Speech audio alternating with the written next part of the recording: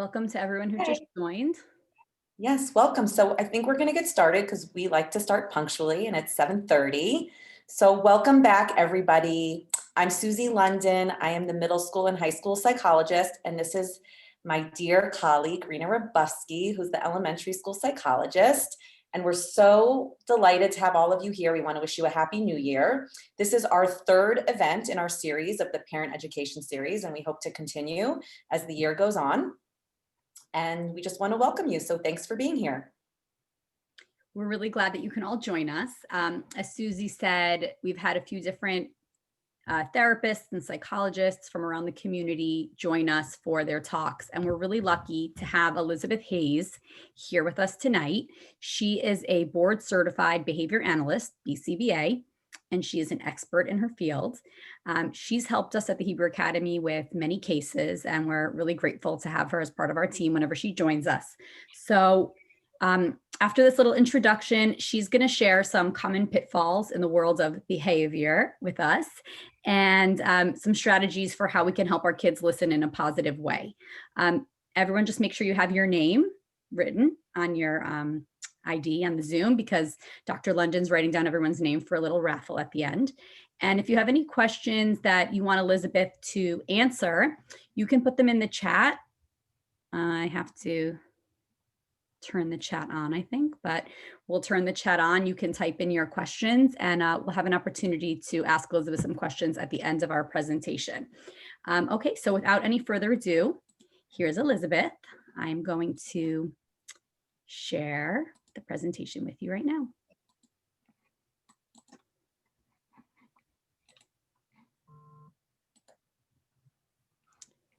Okay. Just give me a moment.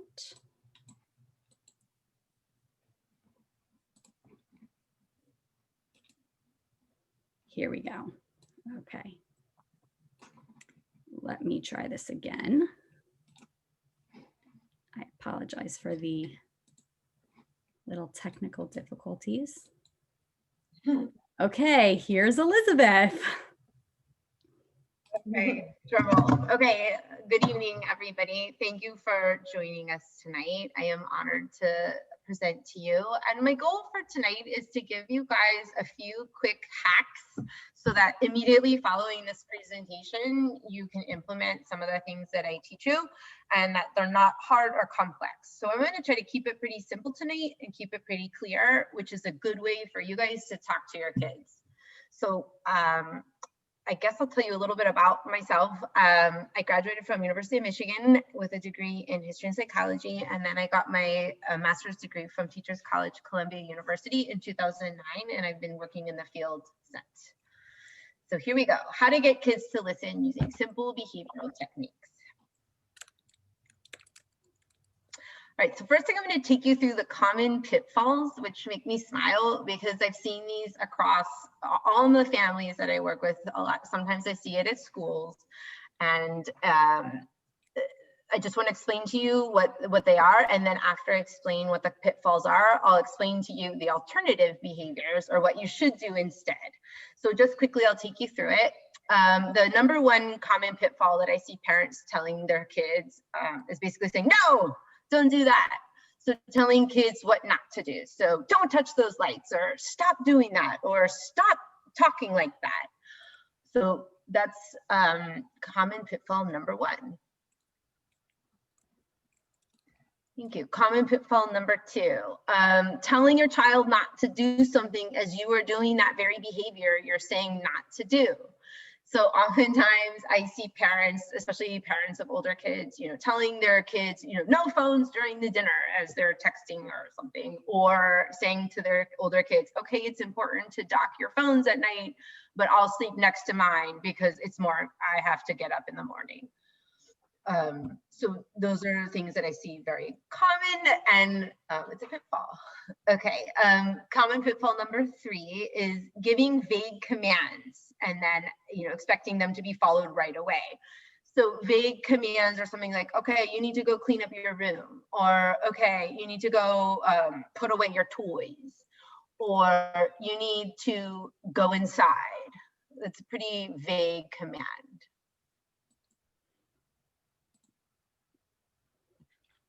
Common pitfall number 4, yelling at your child to stop yelling at you or at his sibling as you're yelling yourself. So I don't recommend doing that. Number 5, issuing commands or requests or telling your child to stop doing something when you're at least 10 feet away. So you're sitting on the couch or sitting on a chair doing work on your computer, looking up 10 feet away, telling your child to knock it off. So that doesn't work. So now I want to talk about language. It's important to talk about that so that we can be clear about how we talk about behaviors. So what's the difference between listening versus complying? In the behavioral world, we like to use the word compliant or comply because it's not a loaded word, whereas like if you say a child is disobedient, there's kind of a negative connotation. So we like to use the word comply or compliance. Most of us use the language, my kid doesn't listen, or he doesn't listen to the teacher.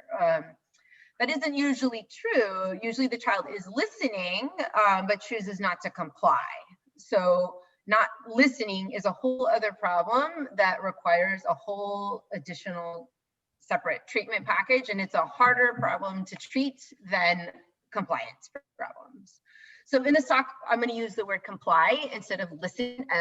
It's important that we're precise in the way we talk about behaviors. So why don't kids comply immediately?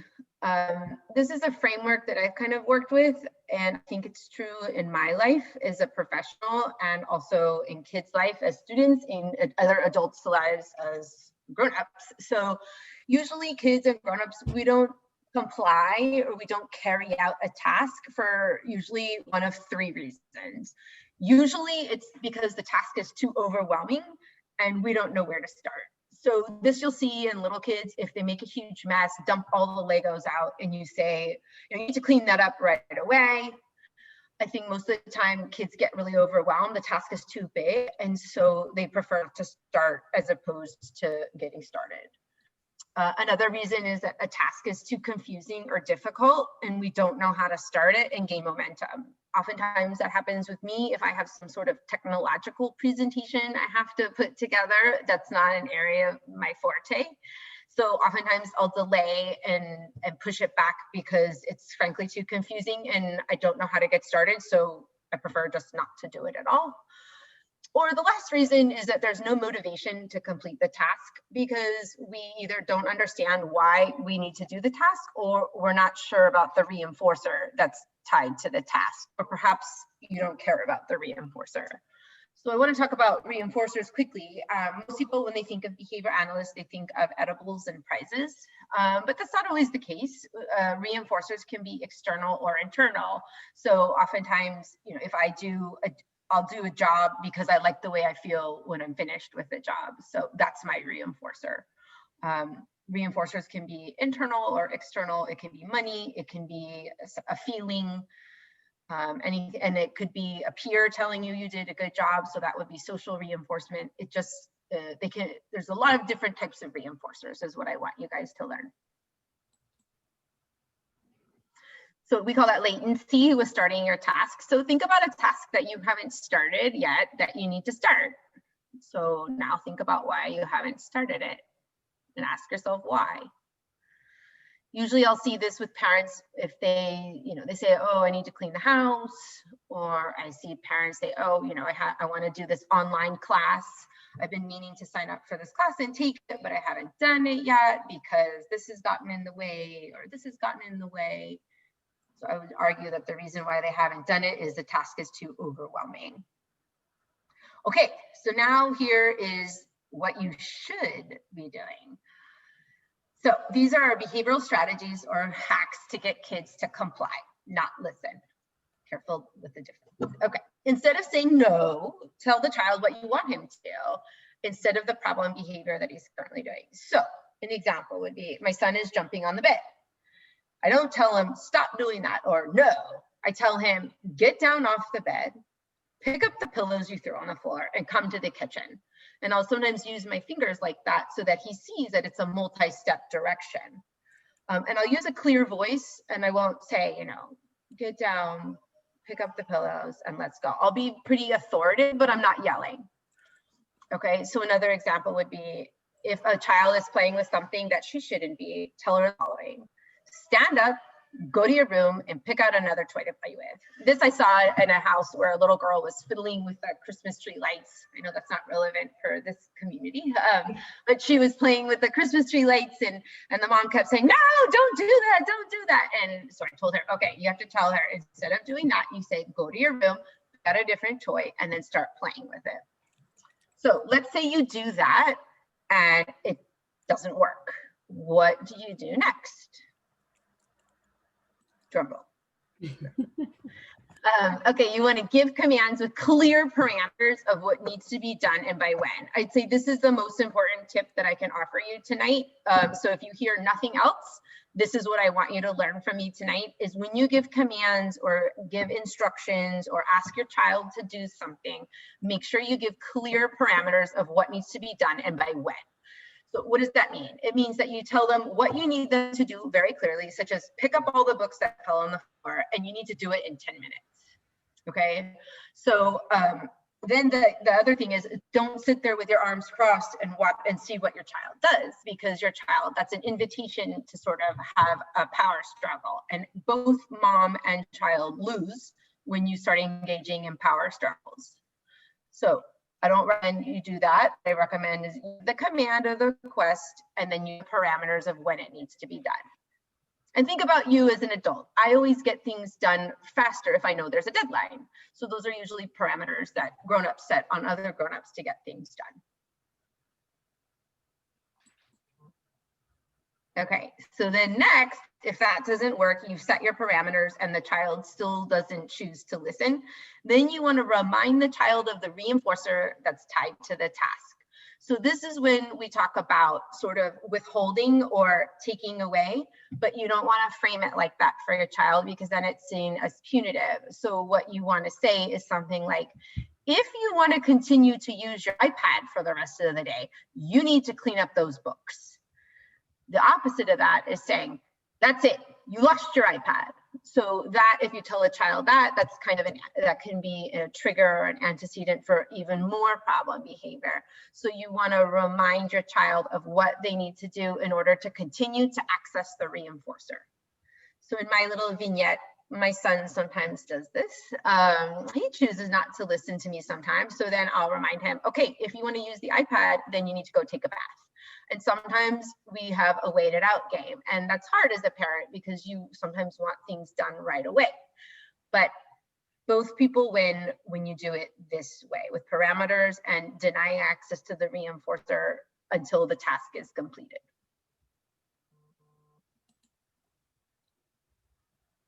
Okay, the other tip is basically get up off the couch or get in close proximity to your child. So make sure you don't sit far away and issue commands, because nobody listens to that. It doesn't seem serious to the child. If you're not paying attention and you're just, barking orders, no one's going to listen to you. So you need to get up, get close to your child, and give the commands in a clear and succinct manner.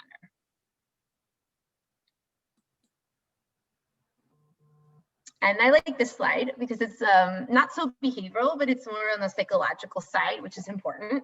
So model the behaviors you want to see at home. In 1961, I believe it's Albert Bandura and his colleagues did a study that showed that children who observed aggressive behavior were more likely to engage in aggressive behavior than those who didn't. So he took, if you can see on the slides, he showed grown-ups playing with this Bobo doll, and some of the grown-ups beat it up and kicked it, and then they gave the Bobo doll to little kids, and they filmed what the little kids did, and the kids imitated the behaviors that they saw the grown-up doing. So bottom line is, practice what you preach. Okay, now when you feel like yelling, because you are going to want to yell sometimes, because it's really hard being a parent, and sometimes we get frustrated and we've had a long day and we're hungry and we're not necessarily operating with a full tank ourselves.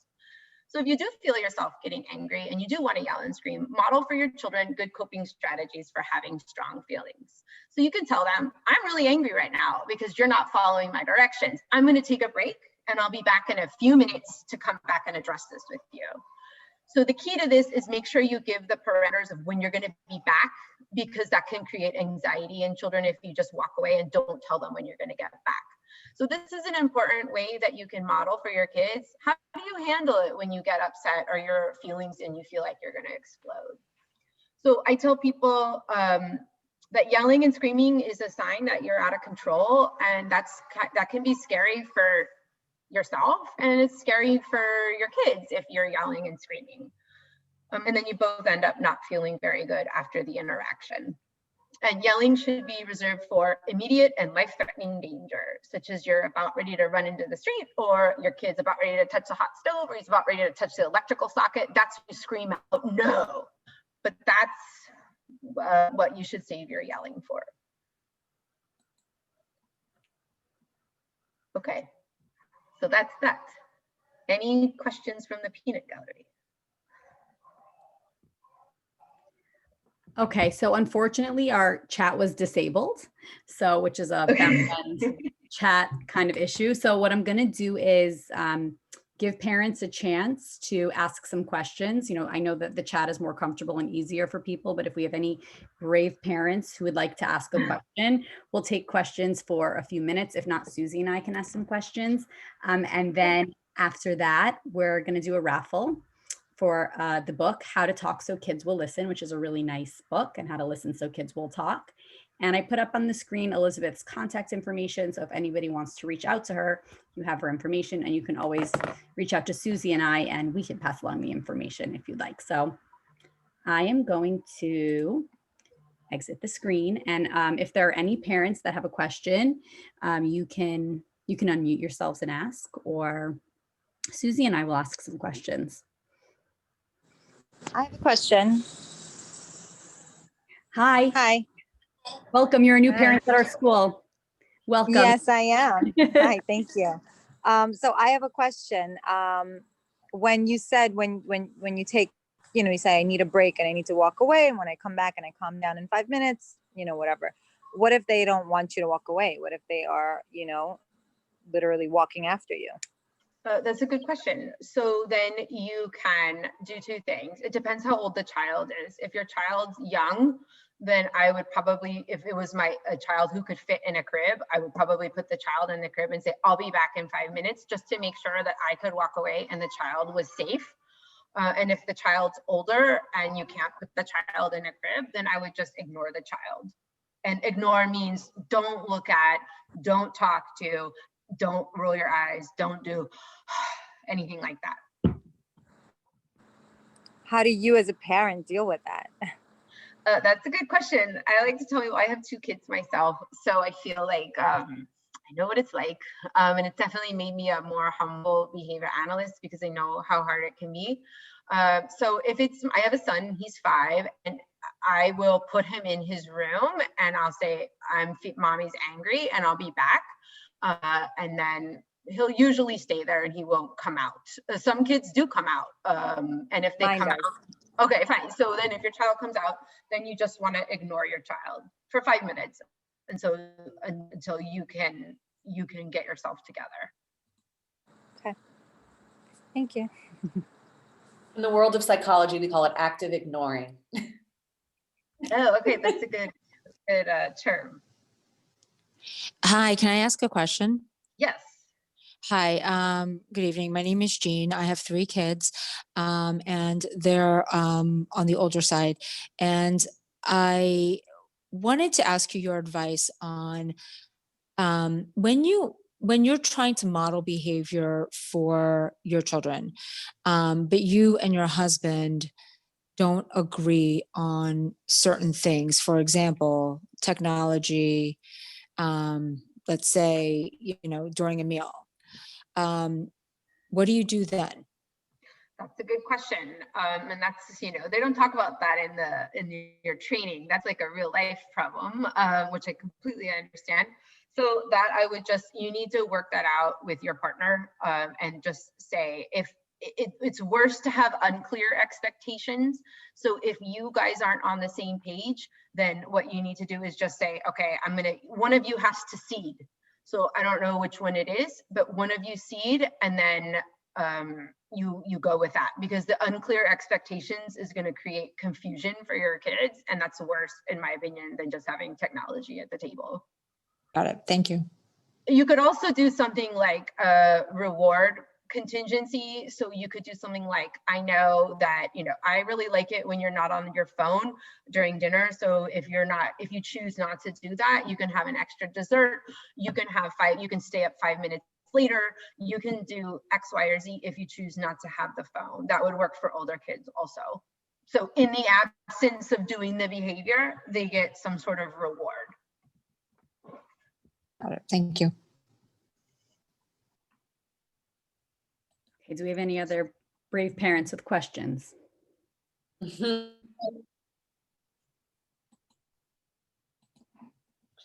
Elizabeth, what happens if you've gone through all of these tips and recommendations that given us tonight, and still you find yourself in a power struggle with your child? What is the next step? That's a really good question. So in the behavioral world, compliance is at the very bottom. And if you don't have compliance, you can't do anything else with the child. So that's at the bottom of the pyramid. And the way you establish compliance is for your child to see you as a source of reinforcement. So if you are implementing some of these strategies that I've suggested tonight 80% of the time, and you're still not getting results, then I would take a step back, and you need to I don't want to say re-examine, but you need to recreate your relationship with your child, because if your child is not complying with you on that kind of level, it means you're not a conditioned reinforcer. So that means, that's just a fancy way of saying, your child doesn't care about pleasing you, which sounds kind of cold as I say those words, but that's what the behavioral explanation would be. So what should you do? Like, have 3 days of positive experiences with kids, praise your kids, obviously be sincere, be genuine, but you need to rework that relationship. And I'm not saying you have to go see a psychologist. You just need to make sure that you have a positive relationship overall with your child. Hi, I have a question. Okay. Sorry. What about kids who are like procrastinators? So they will ultimately listen to you, but not really in the time frame that you want, but they'll get it done. And I'm actually referring more to older kids. My kids are also a little bit on the older side. So you don't really want to be like punishing them like a little kid, Right. but you kind of maybe it's just me that I like things done in a certain time frame, but my kids don't function that same way. And I don't know if I'm forcing them to do it my way, but it's procrastination. Right. I think that was kind of what I was talking about, when people don't do the latency, and like when there's a task presented and then there's a lot of time between when the task is presented and when the task gets complete. It's probably because your child is overwhelmed, or the task is too hard and your child doesn't know how to start. So I would encourage you, I wouldn't do any sort of punishment procedure. I think you need to do something else, such as, should we break the task down into smaller pieces? How about tonight you just brainstorm ideas for your project and sort of break it up for your kid like that, as opposed to, you need to get this done by X, Y, or Z. And that way you'll also teach your child how to break a project up into manageable pieces, because that's all about what college, you have to do in college. You have these large reports, and how do you break it out? Does that make sense? Yes. A little. Okay. I don't, it's still a struggle, but thank you. Yeah. Well, if it doesn't, it's hard on the Zoom forum, because they can't, I can't see and I can't read body language. So I want to make sure I give you, like I said, my goal for today was that tonight you can do things differently and see measurable change. So I would say, if your kid isn't starting, and if you have a good relationship with your child, ask your child, is there a reason you haven't gotten started? Is the task too overwhelming? And you can kind of scroll through a couple of ideas and say, maybe your child can learn to identify, or maybe it's because they would rather play on the video games and get started. I don't know. Okay, thank you. I have a question as a teacher. Okay. On a teacher end, and when you were describing like you don't say no, but talk about the action that you want from the child. So does that kind of play in a classroom setting too, when let's say you want your the student to be working on an assignment and not, I don't know, scrolling on another website or whatever it may be? Do you suggest the same idea for that? Absolutely. So if the child is not on the right website, you would say something like, hit the X button, close that down, and open up the URL that I put. So instead of saying like, don't be on that, you give the clear, simple commands. At the end of the day, most kids want to please us. Most kids want to do things because they like the approvals they get from adults. And it's a condition to follow.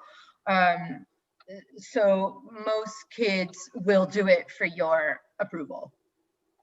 Makes sense. Thank you. Elizabeth, what are the signs that parents should be looking for to know when they need to get outside help versus being able to kind of manage these behaviors at home on their own? That's a really good question. And I think it's a case by case. I hate when people say it. It's a case by case scenario. But I think as a parent, you have to decide and ask yourself, am I managing this? If you feel like you're not managing it more than you are managing it, then yes, you should probably get help. And I always say asking for help is a sign of strength. You know, I tell my clients, listen, if I didn't have an advanced degree, I don't know what my house would be like, because it's really hard. And my son is very stubborn, and I would be afraid that I'd be yelling and screaming and damaging our relationship. But thank God, God gave me a son, and I have my advanced behavioral training. So it's a nice match, but it's not easy. And I think I would definitely say, if you feel like you are not managing more than you are, reach out for help. And help doesn't have to be a behavior analyst. Some people are scared of a behavior analyst. It sounds scary. And some people think they don't need to call a behavior analyst just because my child's not throwing desks, so I don't think we're doing that bad. But I think the question is how do you measure your relationship with your child? And if you feel like it's pretty good, and then you're probably managing. But if you feel like you have a strained relationship with your child, it's always good to ask for help. And it doesn't have to be from a behavior analyst. Good advice.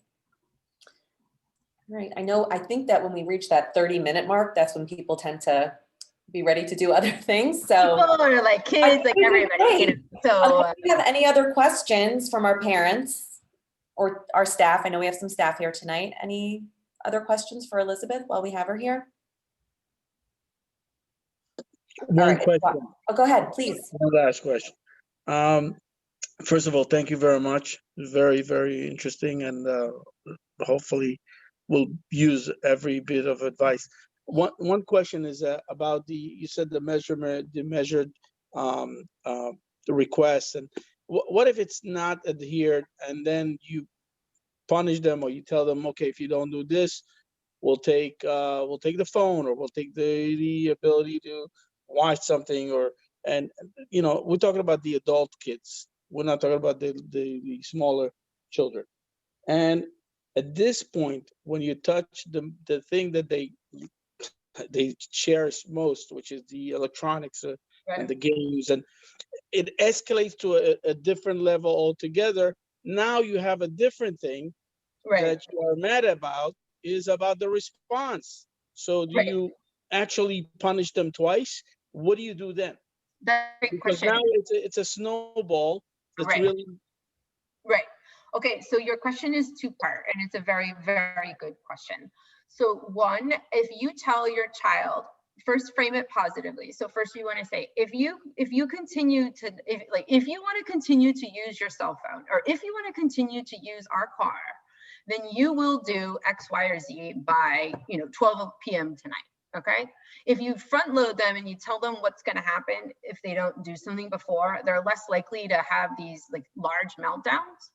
But then if they do have a large meltdown, I usually don't punish for the meltdown, because then you start scrolling through other punishments. So focus on the original demand, and then ignore the problem behaviors that come after it.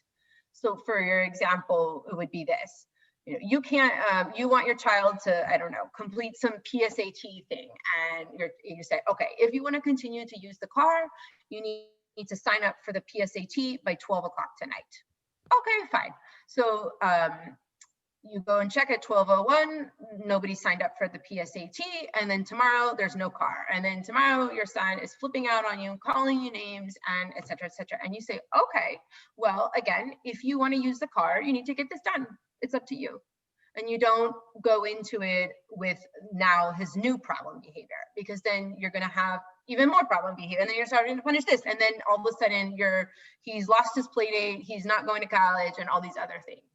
So focus on the original request that you made.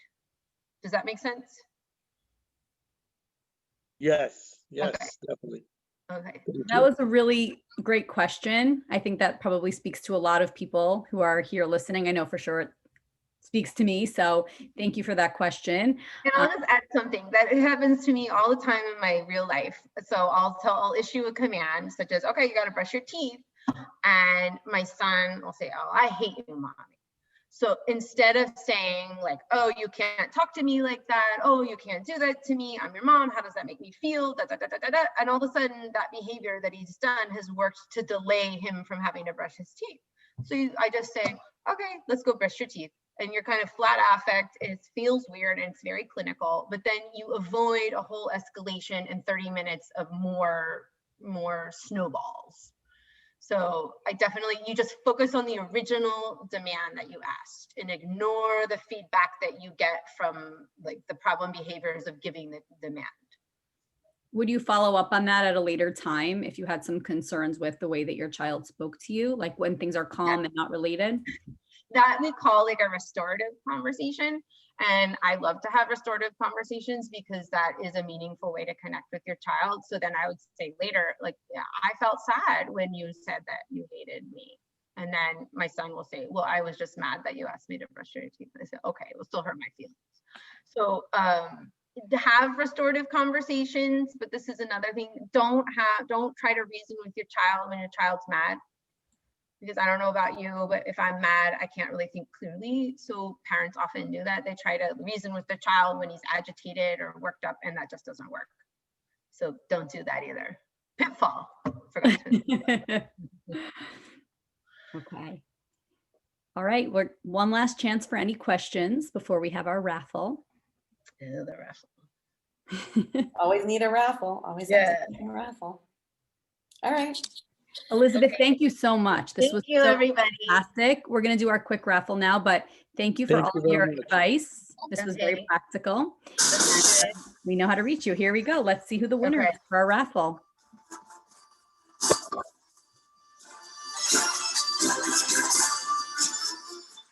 Jackie, Maya, are you here? Let's make the show. Jackie, are you still here? If Jackie had to leave, we'll get her contact information later. Okay, so thank you so much everyone for attending, and it's always nice to see you guys even on Zoom. Have a great night.